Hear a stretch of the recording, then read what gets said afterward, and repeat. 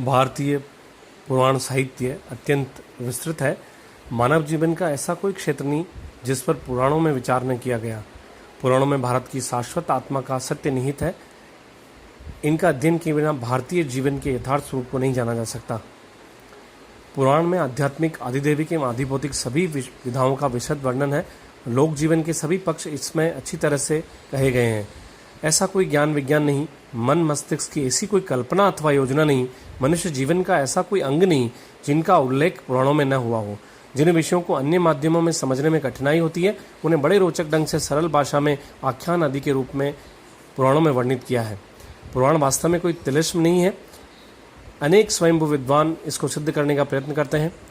कहा है, इतिहास पुराणाभ्याम वेदे समुपर्वयेत, अर्थात पुराणकारों ने मूल वैदिक तथ्यों को सर्वसाधारण को समझाने की दृष्टि से ही इनका विस्तार किया है और अनेकानेक कथानकों द्वारा उनकी रचना की है।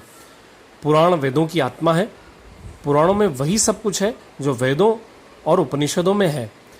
वहाँ जो अव्यक्त है वह यहाँ व्यक्त है। वहाँ जो सूक्ष्म और प्रतीकात्मक है उसे पुराणों में स्थूल रूप देकर समझाया है। तिलक जैसे विद्वान वेदों को 10,000 वर्ष पुराना कहते हैं। इस दृष्टि से पुराणों का रचना काल 2000 वर्ष से अधिक नहीं है। यह भी कहा जाता है कि पहले एक ही पुराण था, लेकिन बाद में व्यास जी ने उसे जनसाधारण की सुविधा के लिए 18 पुराणों के रूप में प्रस्तुत किया। इन 18 पुराणों के उपरांत 18 ही उप पुराण तैयार किए गए। यह संख्या यहीं तक नहीं रुकी। अनेक विद्वानों ने बाद में कुछ लघु पुराणों की रचना कर डाली। दरअसल पुराण शब्द को धार्मिक कथा ग्रंथों के रूप में प्रयोग किया जाने लगा, परंतु इन बातों से पुराणों का महत्व किंचित भी कम नहीं होता है। कहने के लिए तो पुराण मूर्ति पूजा, तीर्थ यात्रा, स्नान, दान, कर्मकांड आदि के मुख्य प्रचारक माने जाते हैं, परंतु इनमें सृष्टि के मूल स्वरूप और आधुनिक विज्ञान को चुनौती देने वाले कितने ही ऐसे विषय विद्यमान हैं जिन्हें पढ़ने के उपरांत उस काल के ऋषि मुनियों के चिंतन पक्ष का लोहा मानना पड़ता है। पुराणों में सृष्टि के प्रारंभ और प्रलय के उपरांत नष्ट हो जाने तथा पुनः जन्म लेने का वर्णन अत्यंत वैज्ञानिक है। प्रारंभ में पुराणों का उद्देश्य जनसाधारण के मध्य धार्मिक आदर्शों का प्रचार प्रसार करना ही था, परंतु वेदव्यास जी जो महाभारत के भी रचयिता हैं, उसे भी पुराण ही माना जाता है। अपनी सर्जनाओं द्वारा राजनीतिक, ऐतिहासिक और सामाजिक विषयों का भी ज्ञान कराते जाते हैं।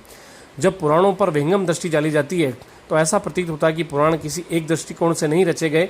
इनमें कहीं धर्म का प्रतिपादन है तो कहीं कर्मकांड और दान का विवेचन है, कहीं औषधि विज्ञान का उल्लेख है तो कहीं ज्योतिष, छंदशास्त्र और रत्न विज्ञान, कहीं राजधर्म का विवरण है तो कहीं आचरण और नीतियों का, कहीं स्वर्ग, तीर्थ, शक्तिपीठ आदि की उपासना पद्धति है तो कहीं विविध नरकों का वर्णन है। वास्तव में इन पुराणों की रचना जिस काल में की गई वह हिंदू धर्म का पुनरुत्थान काल कहा जाता है। विदेशी आक्रांतों द्वारा जिस हिंदू धर्म को नष्ट भ्रष्ट किया गया था उसे पुनर्संगठित करने के लिए पुराणों को संकलित करने का महान कार्य व्यास जी ने किया।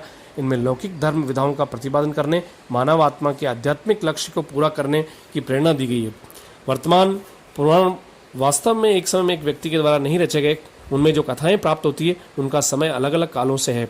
कथावाचक व्यासों ने समय समय पर उनमें काल और परिस्थिति के अनुसार आख्यान जोड़े।